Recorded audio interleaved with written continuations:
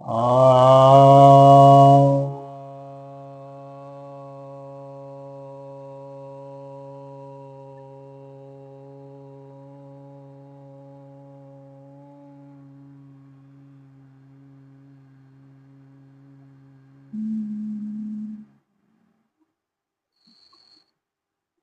सभी भक्तजनों को सप्रेम नमन।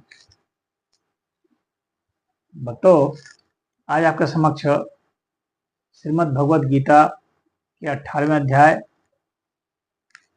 के 74वें श्लोक पर प्रवचन करने जा रहा हूँ। यह संजय उवाच है, अर्थात संजय कहते हैं, इत्यहं वासुदेवस्य पार्थस्य च महात्मनः संवादम इमं अश्रोसमद्भुतं रोमहर्षणम्। तो ये कह रहे हैं कि संजय कह रहे हैं कि वासुदेव और पार्थ के बीच जो संवाद हुआ है इन दोनों महात्माओं के मध्य,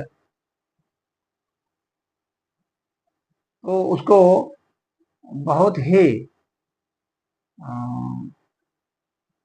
अद्भुत होकर के जो और रोम को हर्षित करने वाला जो है वह संवाद जो है वह सुना हमने।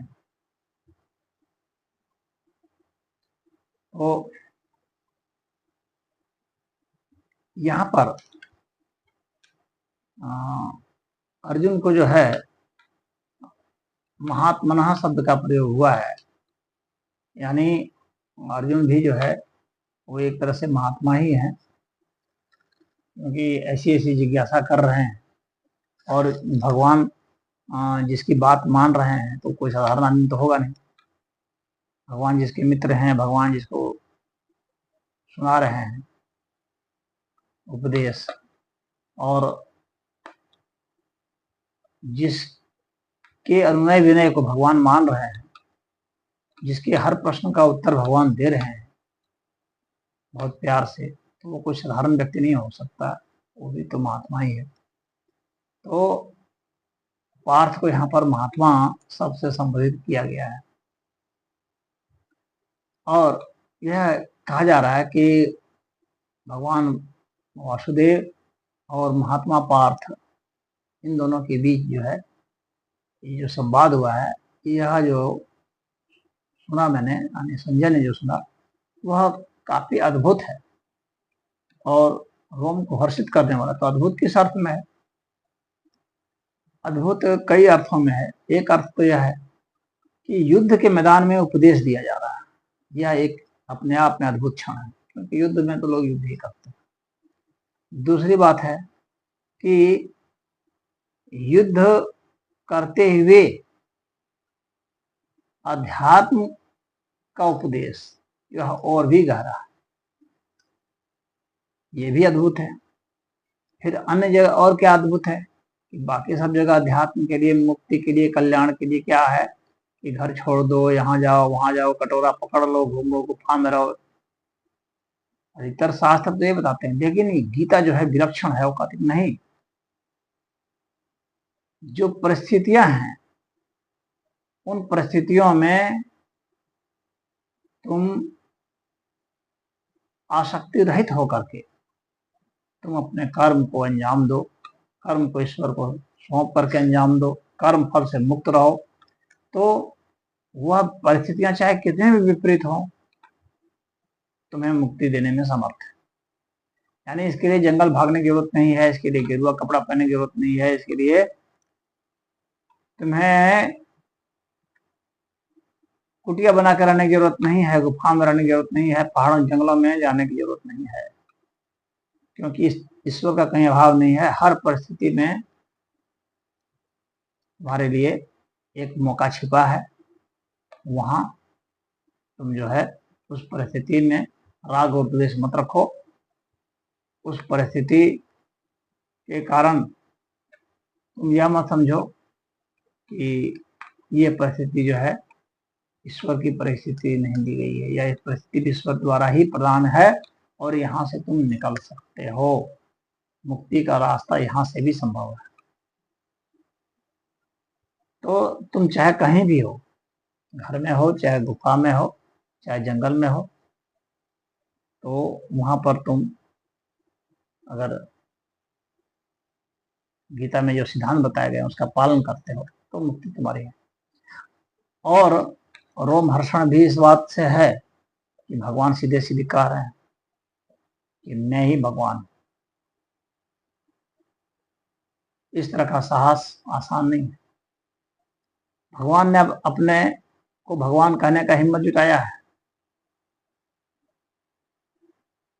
अवतारवाद की बात यहाँ हुई है, तो ये अपने आप में रोम को हर्षित करने वाला है।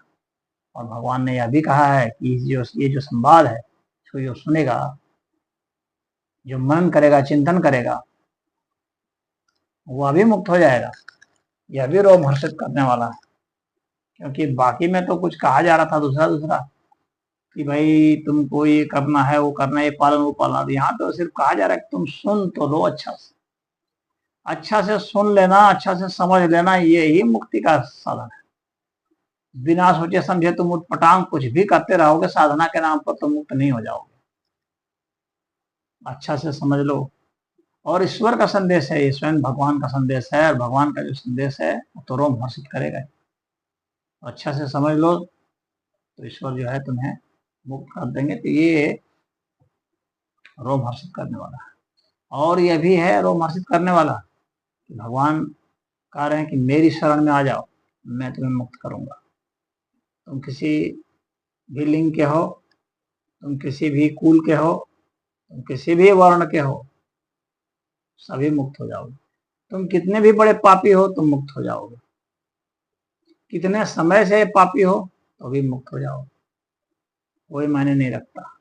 अंधकार कितना भी लंबा समय हो, कोई मायने नहीं रखता, प्रकाश होते ही उसे मिट जाना।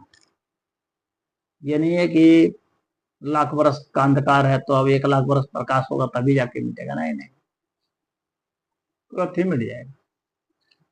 तो ये भी रोम हर्षित करने वाला है। भगवान का यह भी कहना है कि जो कुछ भी है वासुदेव ही है, ये भी रोम हर्षित करने वाला है। भगवान कह रहे हैं जो कुछ भी, यानी अर्जुन भी वासुदेव है, सब कुछ वासुदेव है। वासुदेव सर्वमिति स महात्मा सुदुर्लभ। यहाँ महात्मा शब्द का भी प्रयोग है और वासुदेव शब्द का भी प्रयोग। कह रहे हैं वासुदेव, सब कुछ वासुदेव है। तो दुख भी वासुदेव है, कठिन से कठिन परिस्थिति भी जो तुम्हें मिली है वो भी वासुदेव, और सुख भी वासुदेव है, और सुख से सुख जो परिस्थिति मिलती है वह भी वासुदेव, यानी सब कुछ वासुदेव है। अब इतना को जब ध्यान में लाते हो आप, तो आप रोमांचित हो जाते हो, रोम हर्षित हो जाते हो। आपको हर तरह का आंसर मिल जाता है, क्या करना है, कब करना है, क्योंकि सब वासुदेव। तो तुम स्वयं भी वासुदेव हो, तुम क्यों अपने को हीन भावना में रख रहे हो। अर्जुन को भी भगवान भरोसा देते हैं कि अर्जुन तुम भी मैं ही हूं, यानी सब कुछ वासुदेव है। तुम अपने को हीन मत समझो, तुम अपने को तुच्छ मत समझो, तुम मत ये समझो क्या मैं तो दलित हूं, ऐसा कुछ नहीं। तुम भी वासुदेव हो, भगवान ने गारंटी से कहा तुम भी वासुदेव। तो ये रोम हर्षित करने वाला है। यहाँ मानव नहीं बनाना है, यहाँ तो स्वयं वासुदेव की बात की गई है कि तुम वासुदेव हो, तुमको बनना क्या है। तुम ये सोच के मत बैठो हाँ मैं तो ये इस बिरादरी का हूँ, तो मैं तो छोटा हूँ, तो मैं तो नपुंसक हूँ, मैं तो हिजड़ा हूँ, मैं क्या कर लूंगा, मेरे साथ अन्याय हो गया है, मैं तो विकलांग हूँ, मैं तो ये हूँ, तो मैं वो हूँ। यानी दुनिया भर की जितनी तरह की जो नकारात्मक चीजें हैं वह मत। तुम वासुदेव हो, सब आती एक बात, वासुदेव के सिवाय कुछ भी यहाँ नहीं है।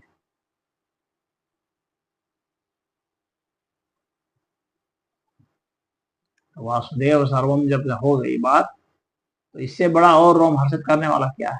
तो अपनी तमाम हीन भावनाओं को त्याग दो कि तुम गरीब हो, तुम मूर्ख हो, ये सब तमाम जो उपाधियां तुम्हें दी गई हैं समाज के द्वारा, इन उपाधियों को त्याग दो, और वासुदेव ने जो उपाधि दी है कि तुम वासुदेव हो, उसको धारण करो।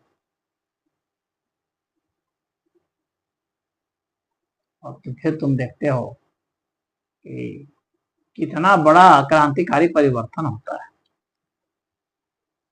अपने को गंदे शब्दों से मत नवाजो, मैं दलित हूँ, मैं पिछड़ा हूँ, मैं अति पिछड़ा हूँ, फलना हूँ, मैं ढिकना हूँ। ये सब तुम्हें जो है हीन भावना से ग्रस्त कर देना। तुम वासुदेव हो, बस वासुदेव सर्वमिति, सब कुछ वासुदेव है, सब वासुदेव है। बस जब तुम्हारे दिमाग में ये बात बैठ जाएगी तो अपने आप ही तुम देखोगे कि रोम हर्षित हो जाएगा, रोमांचित हो जाओगे। अद्भुत है यह संदेश। कोई भी दुनिया का ग्रंथ तुम्हें वासुदेव नहीं बनाता है, कोई भी दुनिया का ग्रंथ तुम्हें ईश्वर नहीं बनाता है, ईश्वर की पूजा की तो बात बताता है। दुनिया का कोई भी ग्रंथ यह नहीं कहता है कि तुम वासुदेव हो जाओ, तुम भगवान हो जाओगे, कोई नहीं बता रहा है। बाइबल पढ़ लो, वहां भगवान की पूजा की बात की गई है, ईश्वर की पूजा करनी। कुरान पढ़ोगे अल्लाह की पूजा करनी, सब जगह है। वो ये नहीं कहता कि तुम अल्लाह हो, नहीं, तुम गॉड हो, नहीं। लेकिन यहाँ पर भगवान कृष्ण ने गीता में कहा है कि तुम वासुदेव। ये सबसे बड़ी घोषणा। हरि ओम।